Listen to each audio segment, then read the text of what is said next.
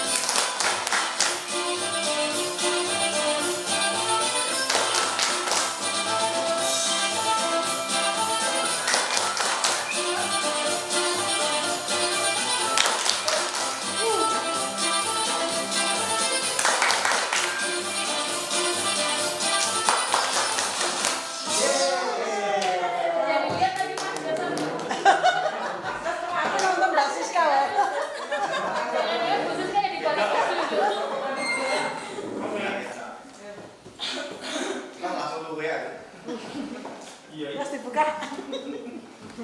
Oh, yang ngomel deh.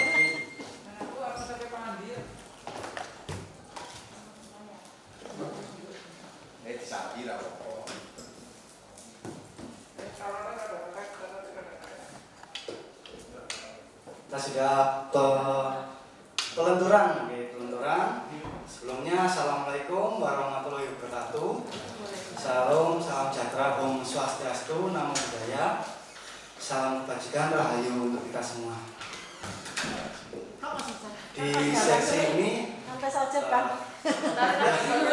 luar biasa. Sebelum kita ke materi, ini ada gambar yang mengingatkan.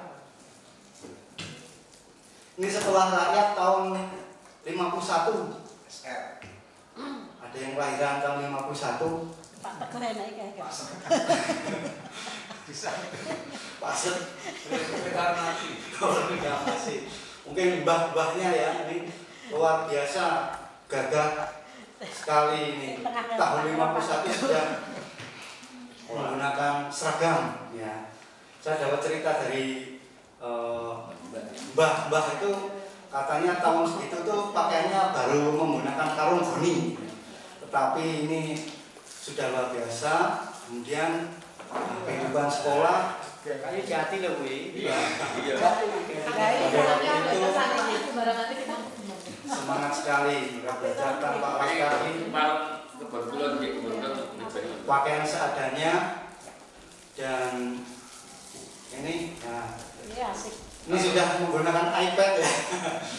iPad ini batu sabak, nah, batu sabak sekali dipakai dihapus. Kalau pelajaran hari ini membaca, menulis ini Ibu Budi, nanti dihapus, besok ganti lagi menulis ini bahwa dihapus. Jadi sekali pakai saja.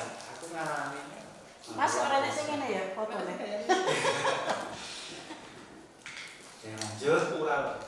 Nah, dasar pendidikan menurut Ki Hajar Dewantara tadi sudah diawali oleh Pak Andi. Yang pertama, dasar pendidikan itu menuntun.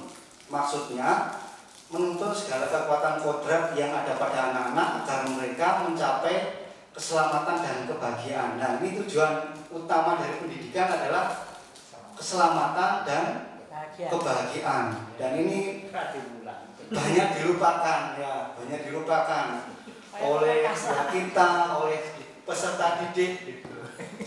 Mereka tidak bahagia. Sekolah penuh tekanan. Nangis malah. Dan padahal goalnya ya ini keselamatan dan kebahagiaan. Selamat, bahagia itu tujuan pendidikan. Tidak usah kemana-mana. Dan ada patra Triloka yang sudah sangat terkenal. Ing ngarsa sung tulodo, ing madya manungkarsa, tutpuri handayani. Di depan jadi teladan, ya kita sebagai pendidik menjadi teladan. Yang kedua, ing madya di tengah-tengah memberikan pendampingan, dan di belakang memotivasi, mendorong, sehingga nanti selamat dan bahagia sebagai manusia dan anggota masyarakat. Namun di akhir-akhir ini ada fenomena patra Trilokanya berubah. Ing ngarsa numpuk bondo, ing madya mangan kanca, tuturi golek rai. Itu yang fenomena yang saat ini ada ya di sekeliling kita, di sekitar kita, bahwa bekerja mendidik itu bukan untuk memberi teladan, mendampingi dan memotivasi, tapi ing ngarsa numpuk bondo. Ayo saiki ing ngarsa Soloyo. Bagaimana caranya menumpuk bondo yang sebanyak-banyaknya? Ing madya mangan kanca. Tuturi Lerai. Saya punya padanannya itu Pak. Ya. Kalau di padanannya Wirya Harto Triwinasis itu. Nah, itu dia. Kenapa juga artinya belum Wirya itu ya kesaktian, Harto itu ya harta, dan Triwinasis itu kecerdasan. Ya. Orang hidup itu hanya kalau tiga itu ada di dalamnya, itu kan ada tulisannya lamun popo lamun suwung badaniro luwe haji godhong jati akeh. Semaput aku ora. Artinya Pak, artinya apa? translate. Pakai bahasa Indonesia. Pak Pariman Wulan. Jadi waktu sendiri. Ketika seorang ada Jadi dalam filosofi hidup zaman dulu itu ya kalau orang itu kalau nggak sakti ya suke lah. Karena suke ya kudu pinter. oh gitu. Kalau desa satu janda itu nggak ada, masih berharga daun jati yang kering. sakti Sehingga kemana-mana kaya ngemis lemah kopo paparman Wandoro niku lari kesana kemari minta. Tolong ditulis Iya. pemikiran yang bagus. Terima kasih Pak Usman. Itu pemikiran nenek moyang kita sudah seperti itu. Bondo orang duwe. Rapi Sakti. Yang kedua, dasar Kayak pendidikan ngomong. menurut Ki Hajar Dewantara adalah Oh iya. kodrat anak itu merdeka. Ya mau seperti anak, seperti apa ya terserah anak. Kita tidak usah memaksa anak. Kamu harus menjadi seperti aku atau seperti dia. Tetapi biarkanlah anak-anak menjadi dirinya sendiri. Tidak tergantung kepada orang lainnya. Bagaimana supaya tidak bablas nanti ada ya. Budaya positif yang harus kita terapkan. Yang ketiga, dasar pendidikan yaitu bermain. Anak sejak kecil itu suka bermain. Nah, bermain itu menyenangkan. Itu harus dibawa di sekolah. Kalau di sekolah kita sudah menerapkan kegiatan GSM, Gerakan Sekolah Menyenangkan, itu mengemas pembelajaran secara menyenangkan sehingga anak-anak senang, ya, seperti sedang bermain. Nah, ini harus kita terapkan juga di kelas. Anak-anak itu senang, ya. Ke sekolah itu prinsipnya, oh saya nanti mau main, mau ketemu teman-teman. Jadi mereka senang, ya, dengan perasaan, kemauan, tenaga yang seutuhnya untuk dibawa ke sekolah. Yang ketiga, dasar pendidikan yaitu berpihak kepada anak. Kita ingat kembali bahwa peran kita sebagai guru dalam mendidik anak. Yang menjadi bos adalah anak, bukan siapa-siapa, tetapi anak. Bebas dari segala ikatan, dengan suci hati mendekati sang anak, bukan untuk meminta hak, melainkan untuk berhamba. Kalimat Ki Hajar ini sangat dalam. Ya, dikatakan berhamba. Berhamba kan ibaratnya kita ini bukan siapa-siapa, tetapi memang bos besar itu si anak. Kita harus melakukan segala sesuatu untuk anak totalitas, seperti seorang hamba kepada seorang tuan. Jangan dimarahi ya anaknya ya. Tidak boleh. Diajak ngomong. Kenapa berpihak kepada anak? Pemikiran ini timbul pada waktu itu Ki Hajar Dewantara diasingkan ke Belanda pada waktu mendirikan Indis Partit karena dinilai membahayakan pemerintah Hindia Belanda, diasingkan ke Bangka, kemudian diasingkan ke Belanda. Pada waktu di pengasingan, Ki Hajar Dewantara tidak diam saja, tetapi mencetuskan pemikiran-pemikiran.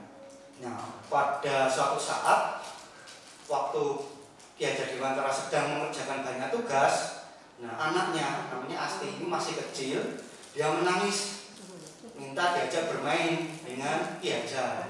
Namun Ki Hajar sibuk dengan banyak dokumen yang harus diselesaikan. Asti menangis, waktu itu Ki Hajar dengan serta-merta menyeret Asti untuk keluar dari rumah. Diseret, bawa keluar rumah, kemudian dikunci pintunya, dia ditinggal menangis di luar. Menangis di luar. Kemudian pada waktu itu karena di Belanda ada musim dingin, salju mulai turun. Pada waktu salju mulai turun, Ki Hajar sadar, oh ternyata anakku Asti masih di luar. Dia langsung lari keluar, dia ambil anaknya. Asti sudah kaku membiru. Asti sudah kaku membiru. Ki Hajar berteriak sekencang-kencang, dia menangis, dia menyesal sekali. Dia bawa Asti itu masuk ke dalam, dia katakan, kowe besok dadi wong mulya. Aku ora bakal ngerasane kowe. Mulai dari situ Ki Hajar mendapatkan pemikiran bahwa kita harus berhamba pada anak, totalitas ke anak. Ya, anak itu ingin diprioritaskan, bukan tentang dokumen-dokumen dan sebagainya, tetapi ke anaknya. Dan ini fotonya Asti, ya. Ini sudah besar, ternyata Asti selamat, ya, selamat. Walaupun sudah kaku membiru, selamat. Walaupun selamat, ini Asti tidak bisa ngapa-ngapain ya sampai dewasa karena segala hal harus dibantu oleh Ki Hajar Dewantara. Dia sangat menyesal sekali, Ki Hajar Dewantara. Ini foto Asti dan juga keluarga Ki Hajar Dewantara.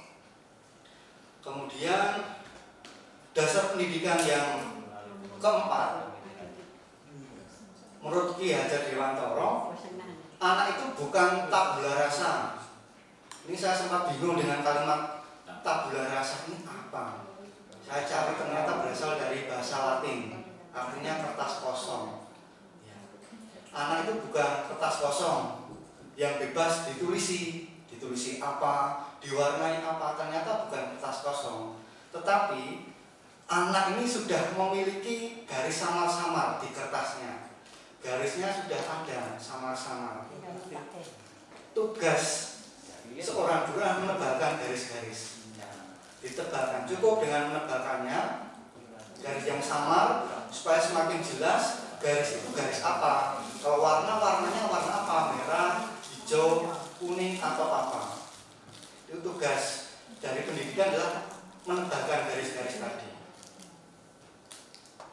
Yang keempat, dasar pendidikan menurut Ki Hajar Dewantara adalah budi pekerti. Ada budi dan juga pekerti. Budi pekerti, watak karakter adalah bersatunya gerak pikiran, perasaan dan kehendak sehingga menimbulkan semangat atau pekerti. Ternyata Ki Hajar ini tidak hanya sebagai seorang politisi, tetapi Ki Hajar juga seorang budayawan.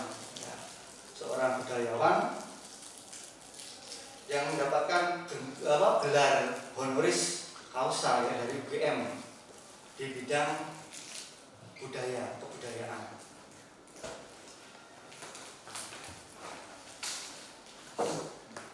Yang selanjutnya, dasar pendidikan tadi sudah dijelaskan di sesi pertama, seperti seorang petani, bahwa siswa atau peserta didik sebagai bibitnya, sekolah sebagai tanahnya, guru sebagai petaninya. Yang bisa dilakukan oleh petani tidak bisa memototkan jagung yang tumbuh, ayo pindah tumbuh, tidak bisa. Yang bisa dilakukan petani adalah membuang batu-batu. Ada ular, dibuang ular, disemprot, diolah tanahnya biar menjadi subur, itu yang bisa dilakukan. Tetapi tidak berhak menumbuhkan secara langsung, bisanya hanya membantu kesuburan tanahnya Dan berdoa. Selanjutnya adalah kodrat alam dan kodrat zaman. Nanti tidak lama, ini paling 15 menit lagi sudah selesai. Jadi kita bisa beraktivitas untuk kegiatan yang lain. Selanjutnya kodrat alam dan kodrat zaman.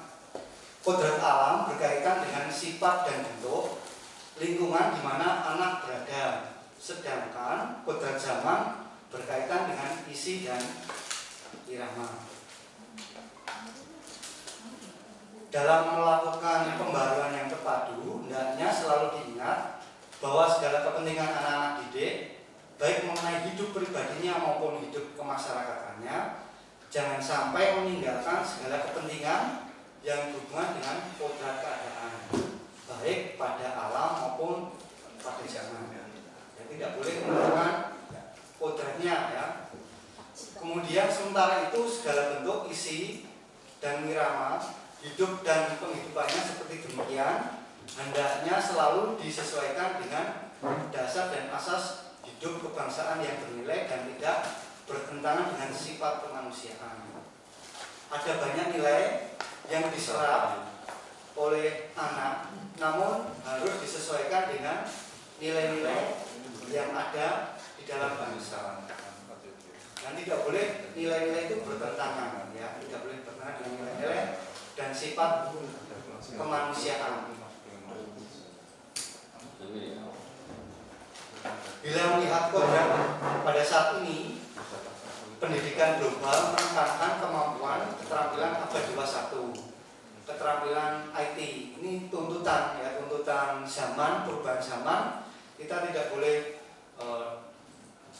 diam saja, tetapi harus ikut ya tuntutan perubahan keterampilan di abad 21. Bagaimana pemanfaatan IT apalagi di era pandemi ini? Bapak Ibu, kita semua menggunakan media pembelajaran, baik itu Google Classroom, YouTube, WhatsApp, LMS lain untuk membantu pembelajaran, dan itu merupakan keterampilan di abad 21.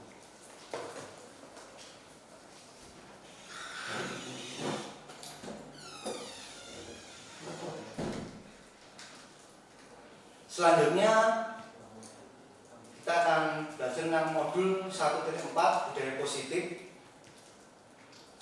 Budaya positif itu seperti apa dan bagaimana mengembangkannya di sekolah kita, karena goalnya nanti adalah kita melaksanakan budaya positif. Budaya positif di sekolah.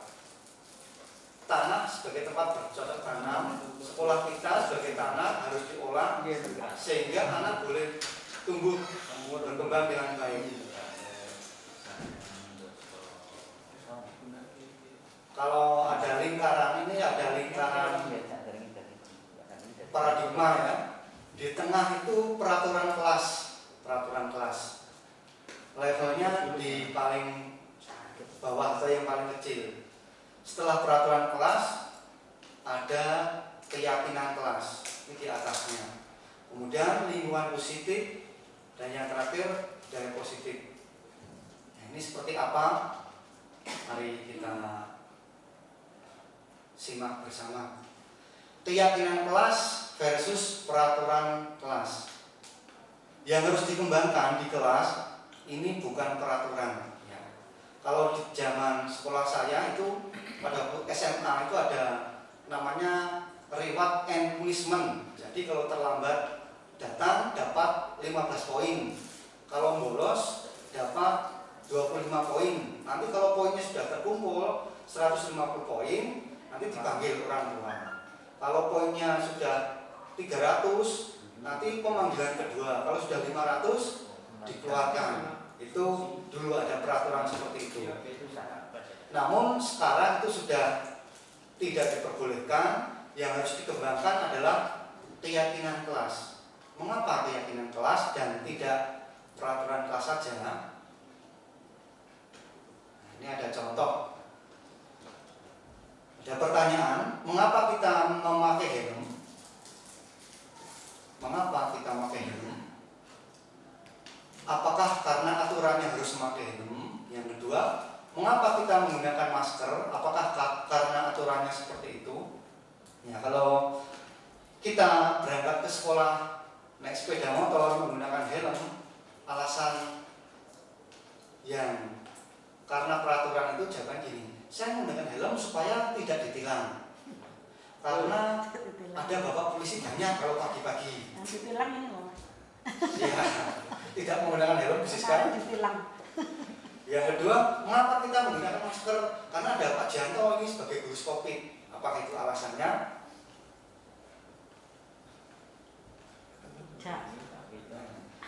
Ternyata kita menggunakan helm untuk keselamatan.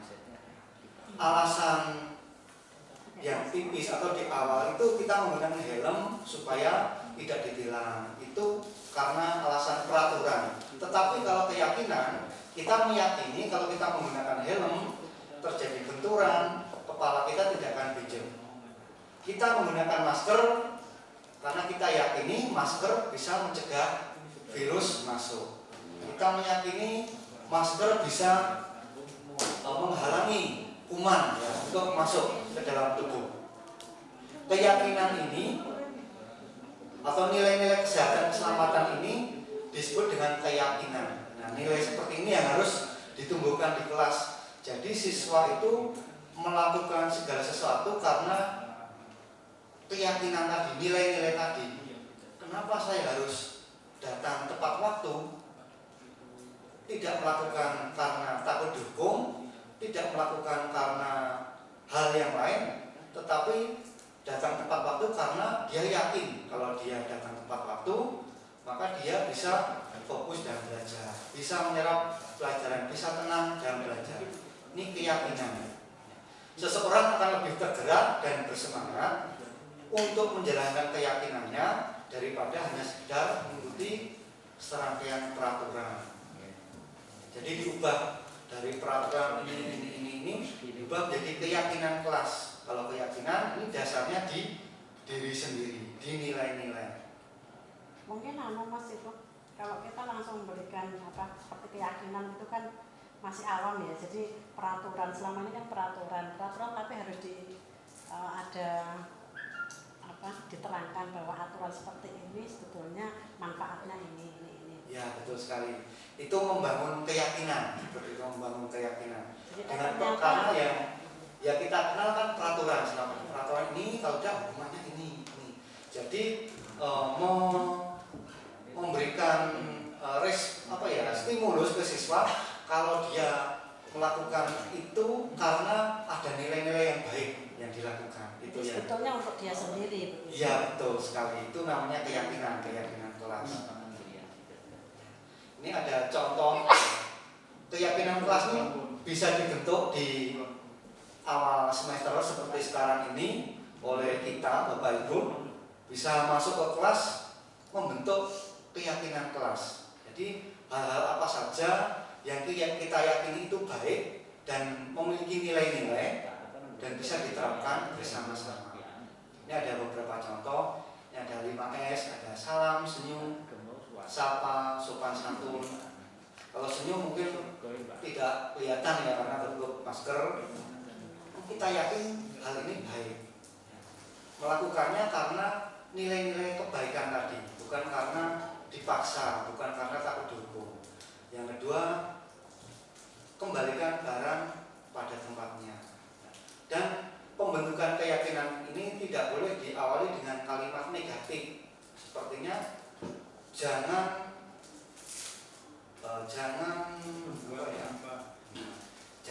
tidak boleh. Jangan membuang sampah sembarangan, itu tidak boleh. Yang boleh buanglah sampah pada tempatnya. Nek buang sampah nang kono iku lara lho. Itu negatif itu. Jangan dilarang mencontek itu juga tidak boleh. Kerjakan sendiri. Mengerjakan tugas sendiri atau secara mandiri itu kalimat positif yang bisa dilakukan. Kayaknya mau bisa salah kabeh. Jangan jangan itu. Jangan dimakan. Jangan sayur itu lah. Itu diganti dengan kalimat-kalimat yang positif. Ya karena anak kecil itu kalau dikasih kata-kata seperti itu justru yang diambil itu yang belakang. Iya. Jadi kalau jangan dimakan gitu mesti yang malah dimakan karena kata-kata yang akhir itu yang masuk ke Pernah situ. kecil ya? Niku tiru Nabi Musa. Jadi Berarti udah nggak bisa kalimat yang positif. Jadi Orang itu di mana di Pak? Nah, kamu jangan anak nggak ngerti. kalimat negatif itu malah terserap, ya, terserap dan Anak-anak. seperti tadi dibilang malah dilakukan. Ya. Malah dilakukan. Jadi Jadi anaknya suruh jangan naik meja gitu malah nanti penasaran naik dengan meja. Iya. Ini keyakinan kelas disepakati di satu kelas tentang aturan dan tidak boleh menggunakan kalimat negatif. Selanjutnya adalah hukuman atau sanksi. Hukuman atau sanksi. Seringkali di kelas kita memberikan hukuman atau sanksi kepada siswa. Mungkin ada siswa yang datang terlambatnya setengah jam. Bapak itu memberikan hukuman atau sanksi. Ini berbeda ya antara Konsekuensi hukuman mas memberikan sanksi. konsekuensi. Ya, ini beda. Hukuman, sanksi atau konsekuensi. Kalau hukuman ini bersifat tidak terencana atau tiba-tiba. Spontanitas. Wah, huneni, nah itu namanya hukuman. Ada siswa datang dijejer, huneni, kalau di lapangan, nah itu. Hukuman gambar itu. Nah, maksudnya adalah hukuman, ya, karena tidak terencana dan tiba-tiba bersifat satu arah dari pihak guru biasanya ya yang memberikan dan murid hanya menerima hukuman tanpa diskusi atau pengarahan, baik sebelum atau sesudahnya. Pokoknya langsung ujuk-ujuk tiba-tiba spontanitas dilakukan, itu namanya hukuman, tidak ada kesepakatan sebelumnya. Kalau sanksi atau konsekuensi ini sudah disepakati sebelumnya. Di kelas sudah ada kesepakatan kelas namanya.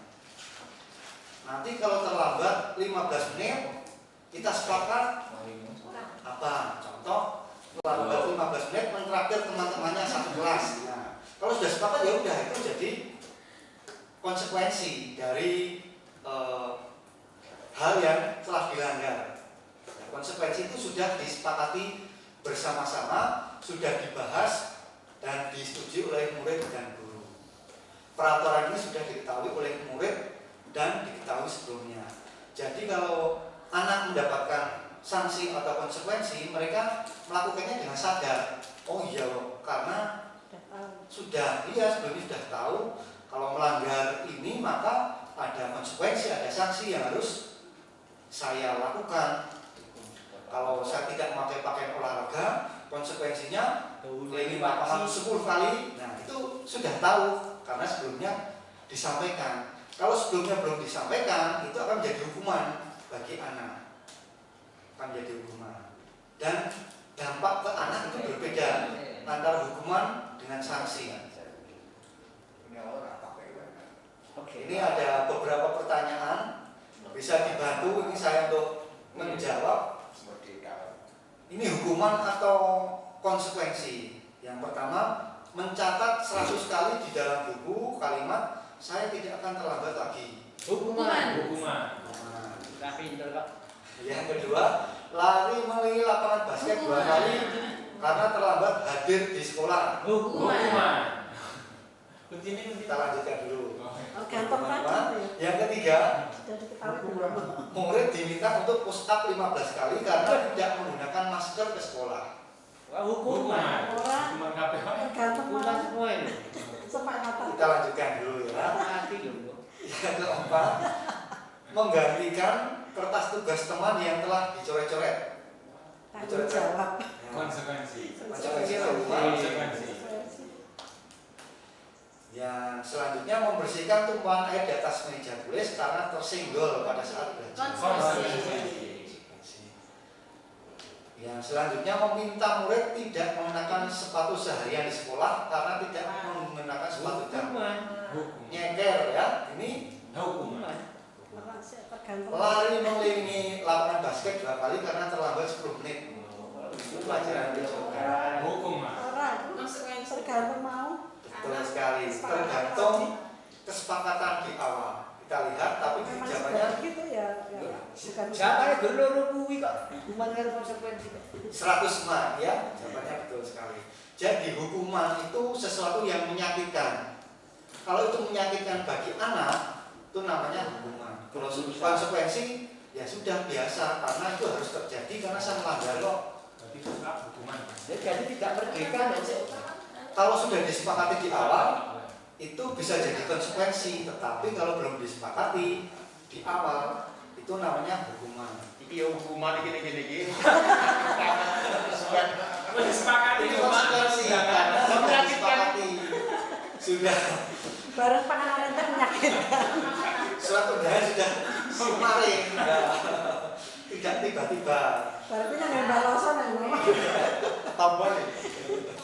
Tambahnya kuwi. Nah, hukuman itu membuat anak sakit, bisa sakit fisik maupun sakit hati untuk jangka waktu yang lama. Ya, ini mengingatkan saya ada seorang anak di sini ya yang bilang ke saya sakit hati dia dengan guru SMP-nya. Kenapa? Katanya digajul dulu. Digajul. Kenapa digajul? Saya terlambat. Ini karena dihukum. Dan dihukum itu menyebabkan sakit, bisa sakit fisik, sakit hati. Kalau sakit fisik mungkin sehari sudah sembuh. Kalau sakit hati biasanya diingat-ingat. Ini yang hukuman. Kalau konsekuensi, anak hanya merasa tidak nyaman saja. Seberat apapun kalau sudah konsekuensi itu Iya. biasanya karena Hanya tidak nyaman dan hanya jangka pendek, hanya beberapa saat. Oh ya, ini sudah konsekuensi saya karena saya melanggar. memang salah saya gitu ya. Selanjutnya, anak membenci kedisiplinan. Kalau hukuman, akibatnya anak membenci kedisiplinan dan cenderung menjadi anak yang pemberontak. Anak lebih cenderung memberontak. Namun, jika itu konsekuensi, anak lebih menghargai disiplin, menghargai kedisiplinan. Anak iso apa barang ini. Hukuman ini paksaan ya, paksaan. Namun konsekuensi ada stimulus, ada tanggapan. Hukuman mendorong anak menyakiti diri sendiri. namun konsekuensi mendorong anak untuk mudah menyesuaikan diri. Hukuman itu konsep diri yang buruk, konsekuensi konsep diri yang baik. Karena hukuman isinya hanya ke anak saja, hanya menyakiti anak saja. Selain itu, dengan hukuman anak belajar untuk menyembunyikan kesalahan. Karena sering dihukum, maka anak banyak yang tidak mau mengakui kesalahan. Sudah salah, menyembunyikan kesalahannya. Namun kalau di konsekuensi, anak belajar mematuhi peraturan. Kalau salah ya biasa, ini salah, ya saya harus menanggung akibatnya apa. Dan juga hukuman mendapatkan menimbulkan rasa marah, bersalah, dipermalukan, merasa tak dihargai. Sedangkan konsekuensi kehilangan hak, dibuat tidak nyaman, diasingkan, tapi untuk sementara waktu, hanya beberapa saat saja. Selanjutnya ini ada hukuman lagi. Namun ini hukuman dihukum oleh penghargaan. Ternyata hukuman tidak hanya hukuman yang menyakitkan, ada juga hukuman dengan penghargaan. Penghargaan itu ternyata bisa menjadi sebuah hukuman. Ini ada suatu kisah Bu Anas, guru kelas 2 SD mendapat masalah. Murid-muridnya tidak bisa tertib berdiri antri di depan pintu kelas. Biasa anak-anak kecil kan sakar PD ya, di depan kelas berebutan kelas setelah jam istirahat usai. Ini tentunya sangat mengganggu proses pembelajaran, di mana kelas tidak dapat memulai tepat waktu karena Bu Anas sibuk menenangkan murid-muridnya untuk waktu yang lama. Apalagi kalau murid-muridnya banyak, wah luar biasa sekali. Akhirnya Bu Anas berpikir cepat dan mengandalkan stiker bintang. Jadi setiap murid yang berdiri lurus dan rapi akan mendapatkan hadiah. Bu Anas bilang, halo anak-anak, siapa yang nanti yang bisa lurus berdiri dapat bintang ya, Pak Ibu. Nah, itu anak-anak senang ya dengan itu karena mendapatkan penghargaan. Wah, iya saya mau dapat bintang, saya juga mau. Karena anak-anak ya, akhirnya itu berhasil dan sukses. Anak-anak menjadi tertib, berdiri lurus antri sebelum masuk kelas. Namun pada suatu ketika Bu Anas sedang sakit, terpaksa digantikan oleh Pak Heru. Pak Heru tidak mengetahui tentang hal itu, bahwa ada penghargaan bagi siswa yang berbaris dengan rapi, tidak tahu. Dia membiarkan saja anak-anak masuk berebutan kembali tanpa antri, dan akibatnya anak-anak menjadi sakar PDW ya, karena merasa tidak dapat bintang, Pak Heru tidak kasih bintang. Nah itu yang terjadi. Ini ada pertanyaan, menurut Anda apa yang terjadi pada cerita Ibu Anas dengan murid kelas 2?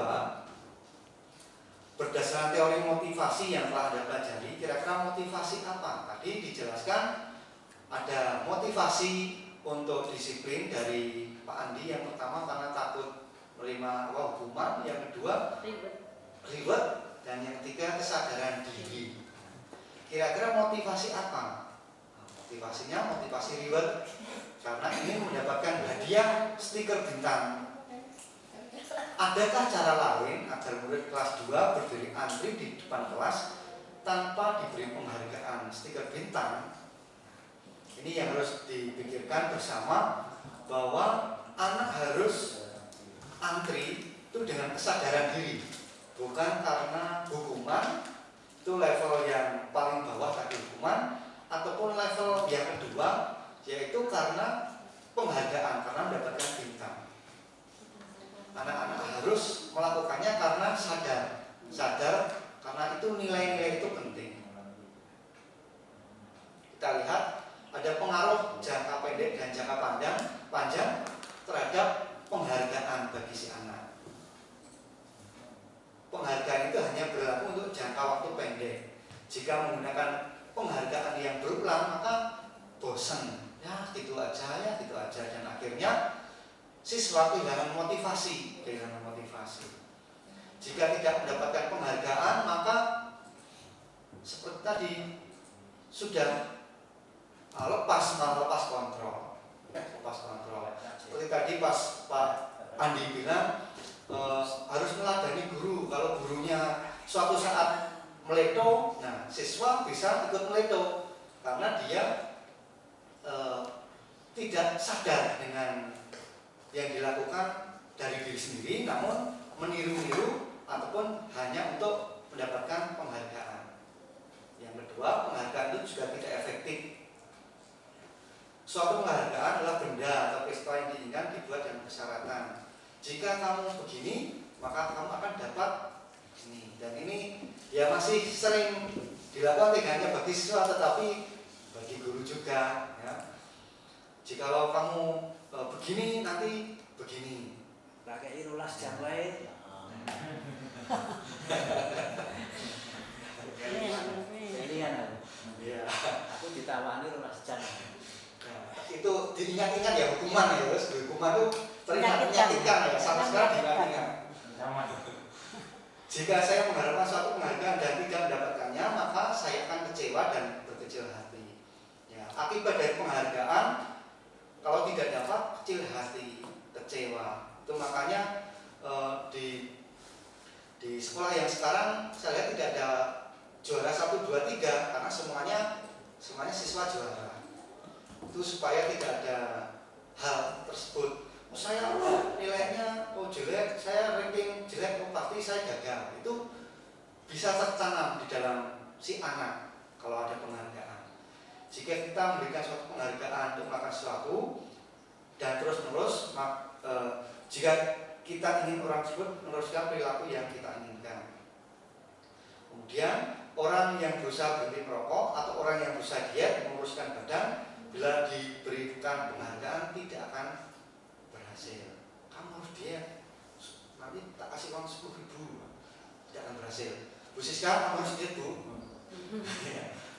Itu harus berasal dari diri sendiri, ya. Pokoknya pengen kurung. Iya, pengen kurung. Bukan karena nanti kalau kamu dapat hadiah. Saya pernah melakukan ini ya, ke istri saya, karena istri saya gendut ya. Saya bilang, "Mah, nanti kalau kamu turun badannya, berat badannya, tak kasih baju 3 setel, Mak. Kamu pilih sendiri, Mak." Akibatnya dia mulai berusaha di 1 minggu pertama, 2 minggu pertama, 3 minggu pertama, oke lah. Selanjutnya sudah tidak lagi. Nah itu karena melakukan karena ingin penghargaan tadi, ingin hadiah tadi. Nah itu tidak efektif. Dan yang efektif itu karena kesadaran diri saya ingin ini. Selanjutnya adalah penghargaan bisa merusak hubungan. Tinggalnya makan dewe. Ketika seseorang diberi penghargaan atau dipuji, maka orang lain bisa merasa iri, dan sebagian dari mereka tidak menyukai orang yang ini ada di sekitar kita senang yang koncomi susah ya koncomi senang. Ya ini kalau temannya sukses ya susah bingung caranya. Kalau temannya susah itu seneng, temannya mulai ya gitu ya syukur. Nah itu yang ini memang realitas ya yang ada di sekitar kita. Jika kita guru sering memberikan penghargaan kepada murid, besar kemungkinan muridnya termotivasi untuk tidak lebih baik dari mereka tidak akan bersikap jujur. Kadang melakukan hal supaya tadi saya katakan di awal Rasa ngomong dewe ben wong liya seneng. karena ingin dipuji, Lah ya rasa ngomong dewe. ingin dihargai oleh gurunya, mendapatkan penghargaan gurunya. Mereka tidak bersikap jujur kepada guru. Jadi melakukannya supaya kelihatan. Istilahnya boleh rai ya. Itu bisa terjadi di mana saja. Mereka di sekitar kita bekerja supaya kelihatan, senggup. Gantung niatnya. Yang keempat, penghargaan menciptakan persaingan di dalam kelas dan persaingan menciptakan kecemasan. Orang penak Itulah ya. Oleh karena itu penghargaan itu harus ya bisa merusak hubungan ya. Di dalam kelas ada yang dapat hadiah nih, saya kok tidak dapat terus kok. Orang perlu juara ada barang itu Iya. anggaran. Yang selanjutnya mereka yang percaya bahwa mereka tidak diberi kesempatan menghargaan akan berhasil. Sudah ada gitu. Iya, iya. Ini saat wah sudah kontaknya lu merasa jauh ya kemampuannya dengan teman yang lain, dia kok pinter ya, pinter, ayu, sugih, sisa. Saya kok seperti ini. Nah, ini bisa menimbulkan hal jadi berhenti mencoba malah bunuh diri loh Mas. Ada hati. patah semangat, patah hati. Nah, oleh karena itu penghargaan itu bisa menjadi suatu doa. Selanjutnya penghargaan mengurangi ketepatan. Ini ada suatu riset. Ada laki-laki berusia 9 tahun untuk melihat gambar-gambar yang ditampilkan dan mereka harus memberitahukan jika wajah tersebut sama atau berbeda. Gambar tersebut hampir sama. Beberapa dari mereka diberi penghargaan dalam bentuk uang pada saat mereka memberikan jawaban yang benar. Sementara sebagian yang lain tidak. Risetnya, anak laki-laki yang dibayar membuat lebih banyak kesalahan. Ternyata malah terjadi seperti ini. Jadi ada riset untuk lihat gambar, ada yang dibayar, ada yang tidak. Yang dibayar malah lebih banyak melakukan kesalahan. Kemudian riset yang kedua, anak diminta mengingat kata-kata tertentu. Kemudian mereka diminta mengambil kartu yang berisi kata-kata yang diingat tersebut setiap kali muncul. Beberapa anak diberikan permen setiap memberikan jawaban yang benar. Dan sebagian lain hanya diberitahu saja bila jawaban mereka benar. Hasilnya seperti apa? Anak yang dapat permen jawabannya banyak yang tidak tepat dibandingkan anak-anak yang hanya diberitahu jawabannya benar. Nah, ini bukti ya, bukti ilmiah karena sudah ada riset yang melakukannya kalau penghargaan itu bisa menjadi suatu hukuman. Selanjutnya penghargaan menghukum. Penghargaan menghukum mereka yang tidak mendapat penghargaan. Tadi sudah hampir mirip dengan apa yang saya katakan di depan. Misal dalam sistem ranking, mereka yang dapat ranking kedua akan merasa dihukum, merasa tidak lebih baik dari ranking 1. Apalagi yang ranking 36, nah, masa depan suram, madesu. Penghargaan dan hukuman adalah hal yang sama karena keduanya mencoba mengendalikan perilaku. Sekolah orang yang belum mati yang lele. Ini penghargaan dan hukuman adalah hal yang sama. Sama-sama tidak baik. Hukuman juga tidak baik, penghargaan juga tidak baik. Karena pada dasarnya tidak suka dikendalikan. Penghargaan untuk mengendalikan, baik dalam jangka lama maupun jangka pendek ataupun jangka menengah. Penghargaan akan terlihat sebagai hukuman. Jika suatu penghargaan diharapkan, namun Anda tidak mendapatkannya, Anda akan merasa dihukum. Karena mengharapkan imbalan tadi. Saatnya ini ya, poin yang terakhir ya. Biasanya kalau terakhir ini sudah wah semangat. Alasan manusia melakukan tindakan tertentu. Terkadang di dalam suatu kelas ada alasan siswa kenapa terlambat atau siswa kenapa melakukan bullying terhadap temannya atau siswa melakukan hal yang lain di kelas. Ternyata ada alasan-alasan tertentu dan alasan utamanya adalah untuk memenuhi kebutuhan hidup. Kebutuhan dasar manusia ini ada 5. Ini cepat saja. Yang pertama adalah bertahan hidup. Dan bertahan hidup ada kebutuhan cinta dan kasih sayang, ada yang kebutuhan kesenangan, kebebasan, penguasaan. Kebutuhan bertahan hidup atau survival adalah kebutuhan yang bersifat fisiologis. Misalnya kesehatan, rumah, dan makanan. Mungkin ada suatu anak yang mengganggu temannya. Kenapa kamu mengganggu temanmu? Karena kalau alasannya karena bekal saya lebih sedikit bu dari dia. Dan anak-anak kan begitu, bekal saya sedikit, dia bekalnya banyak dari rumah. Berarti dia melakukan hal tersebut karena kebutuhan bertahan hidup, karena makanan. Harap merayah. Itu masuk kebutuhan bertahan hidup, merayah tadi. Yang kedua, kebutuhan cinta dan kasih sayang.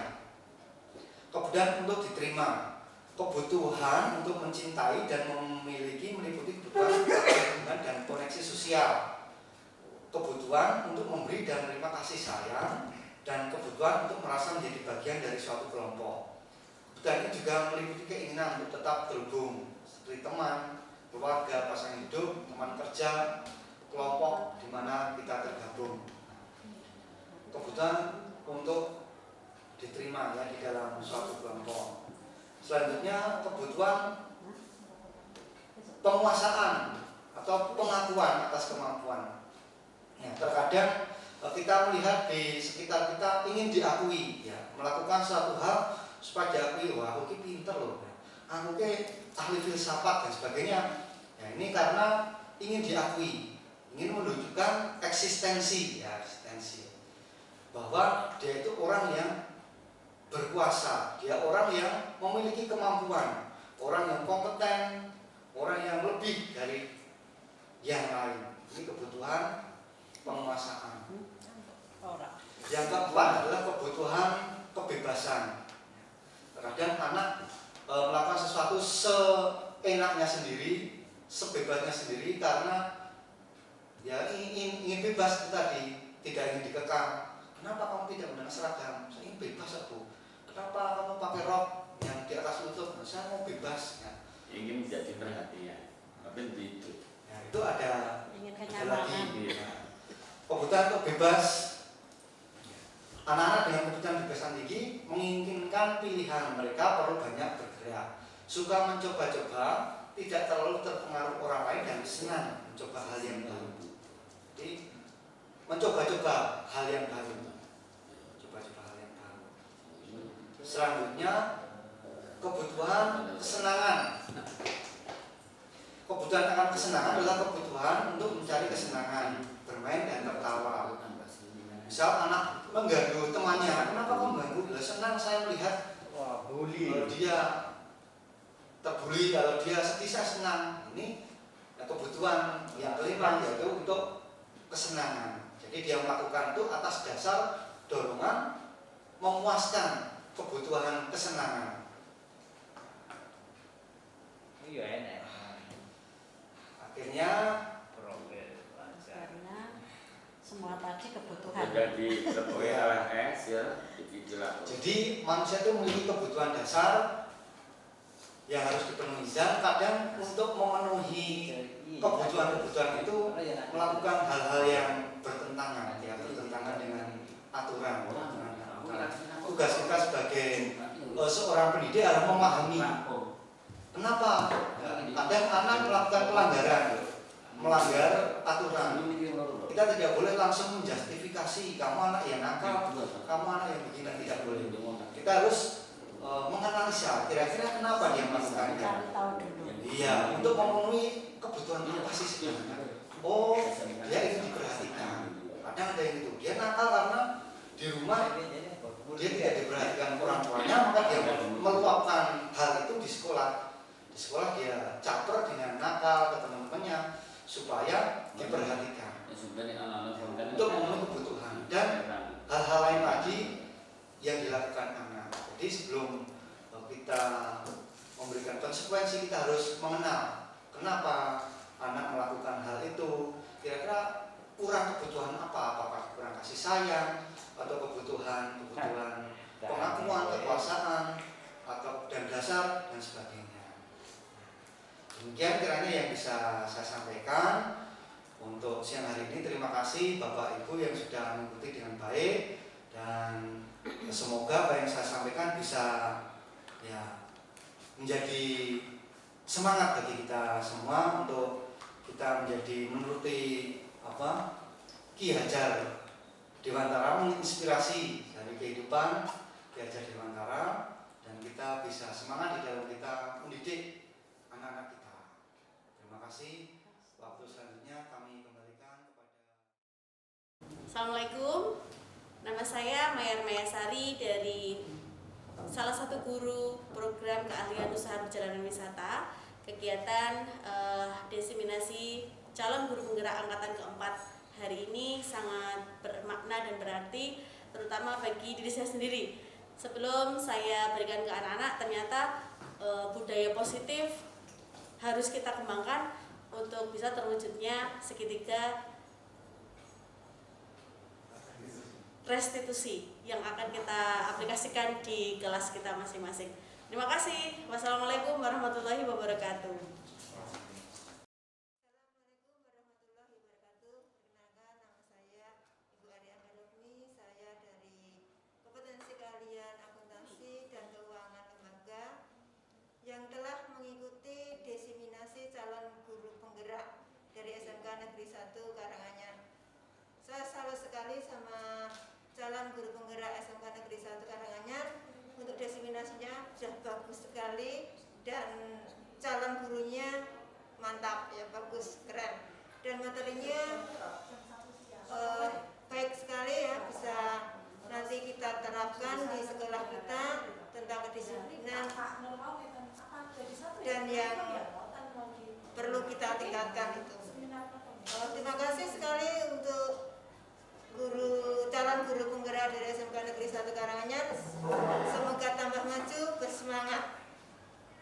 Terima kasih. Assalamualaikum warahmatullahi wabarakatuh. Bismillahirrahmanirrahim. Assalamualaikum warahmatullahi wabarakatuh. Saya Ibu Siti Mardiatun, salah satu peserta dari desiminasi calon guru penggerak di modul 1 ini. Saya berterima kasih sudah dilibatkan dalam kegiatan desiminasi ini, dan kegiatan ini memberikan wawasan dan pengetahuan yang baru bagi saya, dan insya Allah ini nanti akan saya kembangkan di kemudian hari. Terima kasih. Assalamualaikum warahmatullahi wabarakatuh.